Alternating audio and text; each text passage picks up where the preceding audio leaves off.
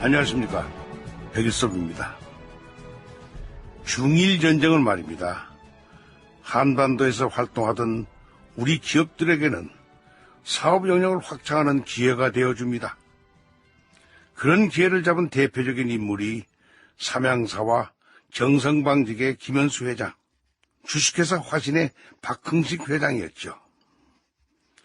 특히 김현수 회장의 경우는 우리나라가 해방되기 전 몇 년 동안이 사업의 절정기였습니다.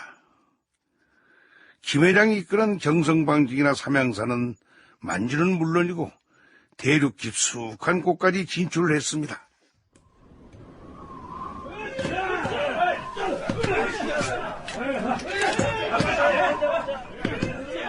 김현수의 개척 사업은 1937년 만주 잉커우 지방에서부터 시작된 이후 하이룬 지역, 마이허커우 지역, 지린성 지역 등으로 뻗어나갔다.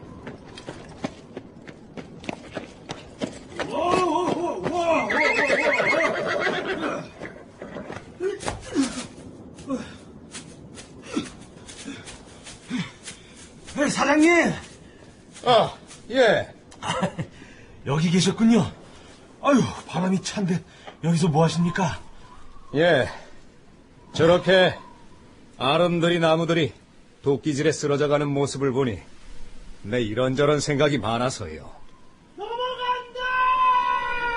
사장님, 또 넘어갑니다. 에이.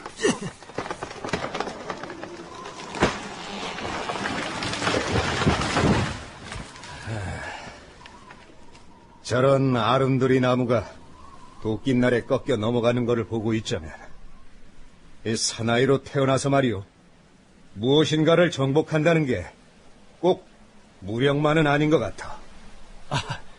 예. 일본이 중국 대륙을 침략하고 있소만은 나는 방직 공장을 세우고 대규모 농장을 개척하면서 중국을 점령하고 있다, 뭐 이런 생각. 이제 무력의 시대는 가고 경제 권력의 시대가 온다, 뭐 이런 생각 말이요. 기분이 아주 좋아 보이십니다. 좋다 마다. 조선 천지에 나만큼 중국 대륙을 정복하고 있는 사람이 또 있을까? 근데 사무실에 있어야 할 사람이 무슨 일로 여기 작업장까지 나왔소? 저도 정신이... 사무실에 손님이 오셨습니다. 손님? 그 친구분이라고 하시던데요. 친구?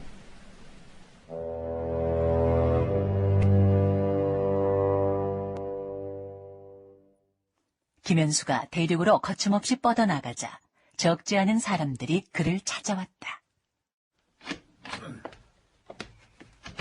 아니, 자네... 이보게, 연수. 김현수를 찾아온 사람은 북간도에서 삼척 기업을 운영하고 있는 친구였다. 자, 보이차네. 자네 얼굴이 꽁꽁 얼었어. 그런가? 뭐 먹을 거라도 좀 준비하라고 일렀는데 그 전에 몸이나 좀 녹이라고. 고맙네.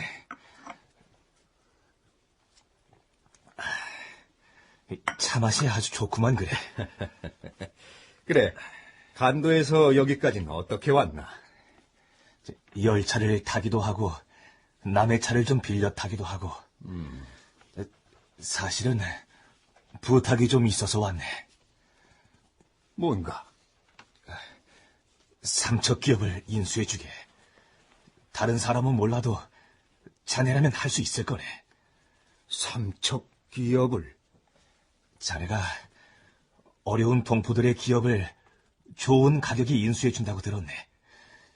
그러니 삼척 기업도... 삼척 기업은 규모가 워낙 방대해서 누가 인수한다는 게 쉬운 일이 아닌데. 당시에 찾아온 친구가 김현수에게 인수를 부탁했던 삼척기업. 삼척기업은 북간도에 위치해 있었는데 여의도 면적의 12배 규모로 원시림 9천만 평의 땅을 불화받아 개간하려고 설립한 기업이었다. 일단 불화를 받기는 받았는데 규모가 너무 방대하고 자본과 기술력이 턱없이 모자라. 사실 엄두가 나지 않았어 그러네. 글쎄, 그 정도의 규모라면 사실 나도 좀... 우리 동포들이 김현수 자네를 두고 뭐라 하는 줄 아는가? 오늘은 조선에 있는 경성방직에, 내일은 삼형사가 관할하는 만주 땅의 관할한 농장에, 모레는 다시 남망방적에, 동해 번쩍 서해 번쩍. 조선 최고 기업가라고 하네. 아이란. 부탁하네. 이보게. 중일 전쟁이 지금은 교착 상태고, 그래서 일본이 더 큰 전쟁을 일으킬 거라는 소문이 있네. 알고 있는가? 알고 있네. 그렇게 되면 어쩌면 전시 경제 체제로 돌입할 수도 있는데, 그러니까 한 치 앞도 내다볼 수 없는 이런 마당에 나한테 그 큰 농장을 인수해달라. 부탁하네. 지금 조선에 삼척 기업을 책임질 사람 김현수 자네밖에 없어. 부탁하네.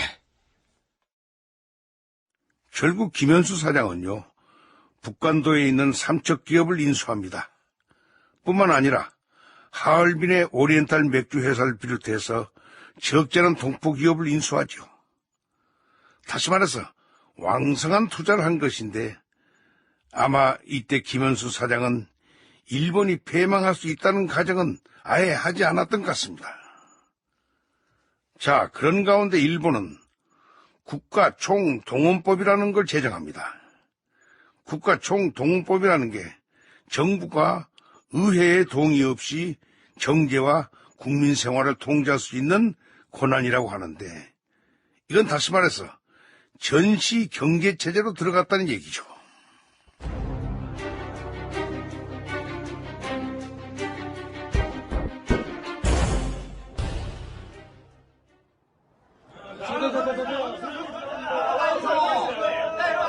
(1939년 12월) 당시 23이던 정주영.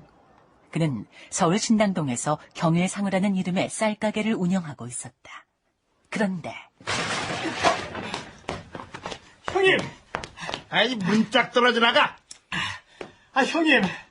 큰일 났습니다! 좀 가만히 좀 있어 봐! 21, 22. 형님! 뭔 큰일이야? 앞으로 쌀을 배급제로 한답니다. 아니, 쌀을 배급제로 하다니. 대체 그게 무슨 소린가? 쌀을, 그러니까 이제 마음대로 살 수가 없고요. 일정량만큼 분배를 한다는 거죠. 누구 마음대로? 누구예요? 총독부겠죠. 그럼 이제 쌀 장사는 못 한다는 거냐? 전시경제 체제로 접어든다니까요. 일본 본토에서는요, 국가총동원법이 제정된 데다가 국민징용령까지 내려졌답니다. 국민징용령? 일반 국민도 군수산업에 동원할 수 있는 법이랍니다. 이거 일본이 이제 판을 아주 그냥 크게 벌리겠다는 말이로구나, 이거. 그럼 이제 우리는 어떡합니까? 어떡하긴 뭘 어떡해? 이 일이 우리 힘으로 어떻게 해볼 수 있는 일이 아닌 다음에 빨랑 살 궁리를 해야지. 형님. 경일상회 열고 2년 만에 돈 좀 모았어. 일단 말이야, 이걸로다가 고향에 가서 아버지 논마직이나 좀 사드리고 그러면서 살 궁리를 좀 해보자.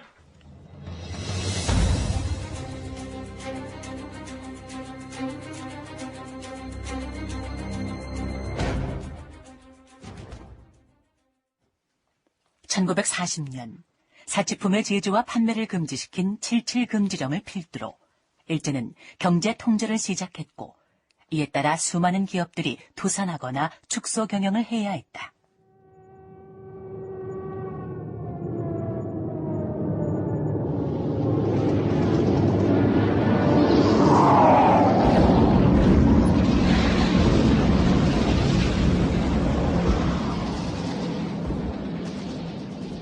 (1941년 12월) 일본의 진주만 공격으로 태평양 전쟁이 발발하고 각종 경제 규제가 쏟아지는 가운데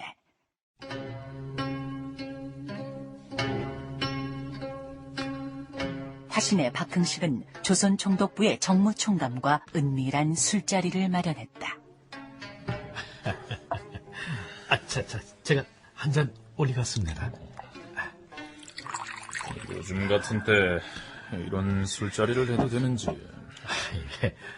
전쟁을 하는 사람들은 전쟁을 하고, 또 경제를 위해서 일하는 무초 같은 사람들은 또 경제를 위해서 일을 해야 돼요.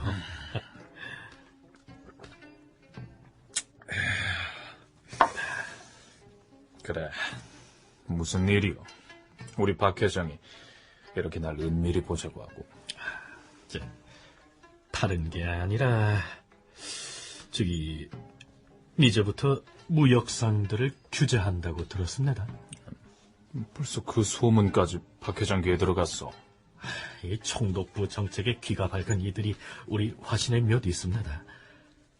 자, 해서 여쭙는데요. 아시다시피 저희 화신은 전국에 연쇄점이 있고 또 외국과의 무역도 아주 활발합니다. 그렇지요. 화신 무역은 남아프리카의 양은식, 미국에는 명태, 태국에는 운동화를 수출하고 있습니다. 알고 계시디요? 알고 있어. 특히 태국에서 벌어들이는 돈이 만만치 않은데, 그러니까 그 총독부가 무역상들을 규제한다고 하면 어떻게 되는 겁니까? 금방 박 사장이 말한 것처럼 전쟁을 하는 사람은 전쟁을 하고 무역을 하는 사람들은 무역을 해야겠죠. 기리디요? 그러나 때가 때인 만큼 모든 무역업자들이 다 무역업을 이 전쟁전과 같이 할 수는 없고, 박 회장 같은 수출업의 경우는 할당제로 전환하게 될 거예요. 할당제? 그럼 그 할당이란 거는 어떻게 무슨 기준으로 나누는 겁니까? 실적 순위에 따라 하는 게 공평하지 않겠소. 실적 순위요? 실적 순위에 따라 한다면 당연히 우리 화신이 1등이디요.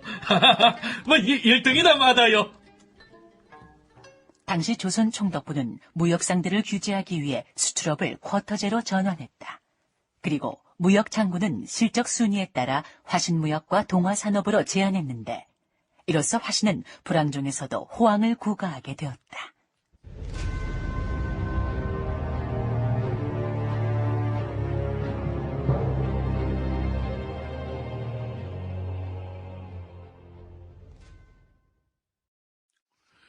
역사 이래로 전쟁은 많은 것들을 파괴해왔습니다.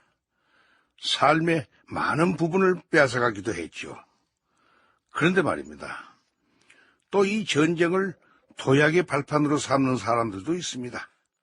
김현수나 박흥식 회장의 경우가 그랬죠. 자, 그렇다면 말입니다. 이런 큰 기업들 말고 이제 갓 사업을 시작한 이들은 어땠을까요? 시절이 어렵다 보니 살아남기 위해 정말 가진 노력을 해야 했습니다. 그 가운데는 정주영 회장도 있었습니다. 이야기는 태평양 전쟁 발발 직전으로 거슬러 올라갑니다. 정주영은 쌀 배급제가 시행되면서 운영 중이던 쌀가게의 문을 닫은 뒤 고향으로 가 그간 번 돈으로 아버지에게 논 2,000평을 사들인다. 그리고 이듬해 다시 서울로 돌아왔다. 정주영의 관심을 끈 것은 아현동 꼭에 있는 아도 서비스라는 자동차 수리 공장이었다. 나는 이 자동차는 잘 모르는데, 근데 이게 돈벌이가 돼요? 되고 말고 틀림없이 된다니까? 정주영에게 아도 서비스를 소개한 이는 경성공업사에 다니는 엔진 기술자 이을학이었다. 봐봐. 이렇게 자동차들이 몰려드는데 기술자가 없어서 못 고친다니까. 그럼 기술자는 어디서 구하는데요? 일단은 내가 1등 기술자고, 그리고 나머지 기술자 모으는 것도 내가 책임지면 되고, 그 대신에 돈은 우리 정 사장이 모으고, 그렇게 합시다. 글쎄요. 내가 그렇게 돈이 없는데. 아이고, 참, 없으면 빌려요. 돈이 되는 사업이라니까 그러네. 아도 서비스라. 어떤 의미로 아도 서비스는 현대자동차의 출발 지점이기도 했다.